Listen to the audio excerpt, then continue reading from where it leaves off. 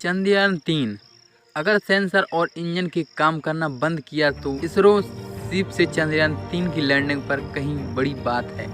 भारत के तीसरे चंद्र मिशन चंद्रयान-3 का लैंडर विक्रम 23 अगस्त को चंद्रमा की सतह पर सॉफ्ट लैंडिंग कर सकेगा, भले ही इसके सभी संवेदक और दोनों इंजन काम ना करें। भारतीय अंतरिक्ष अनुसंधान संगठन इसरो के अध्यक्ष एस सोमनाथ ने मंगलवार को यह बात कही। गैर लाभकारी संस्था दिशा पर द्वारा आयोजित चंद्रयान-3 भारत का गौरव अंतरिक्ष मिशन विषय पर एक बातचीत के दौरान सोमनाथ ने कहा कि लैंडर विक्रम का पूरा डिजाइन इस तरह से बनाया गया कि यह विफलताओं को संभालने में सक्षम होगा। सोमनाथ ने कहा, अगर सब कुछ विफल हो जाता है, अगर सभी सेंसर नाकाम हो जाते हैं तो कुछ भी काम नहीं करता है, फिर भी यह विक्रम लैंडिंग करेगा। इसे इसी तरह डिजाइन किया है बशर्ते कि प्रोद्यौगिकी प्रणाली अच्छी तरह से काम करे। चंद्रयान-3 अंतरिक्ष में 14 जुलाई को प्रक्षेपित हुआ और यह 5 अगस्त को चंद्रमा की कक्षा में प्रवेश कर गया। इससे चंद्रमा के करीब लाने के लिए 3 और डी ऑर्बिटिंग कामयाब होगी ताकि विक्रम 23 अगस्त को चंद्रमा की सतह पर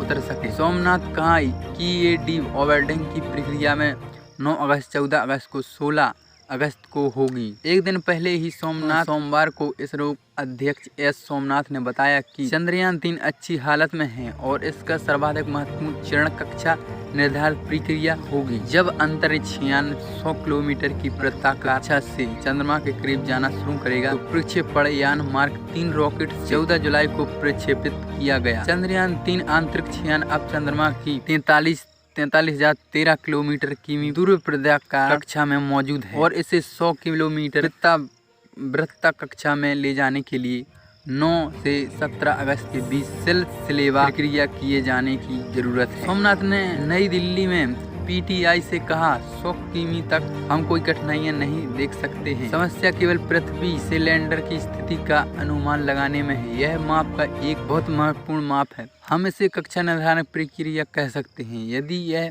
सही है तो शेष प्रक्रिया पूरी की जा सकती है। इस अभियान के तहत यान चंद्रमा के दक्षिणी ध्रुव क्षेत्र पर एक बार फिर सॉफ्ट लैंडिंग का प्रयास करेगा, जहां अभी तक कोई देश नहीं पहुंचा पाया। चंद्र सतह पर अमेरिका, पूर्व सोवियत संघ और चीन सॉफ्ट लैंडिंग कर चुके हैं, लेकिन उनकी सॉफ्ट लैंडिंग चंद्रमा के दक्षिणी ध्रुव क्षेत्र पर नहीं हुई थी।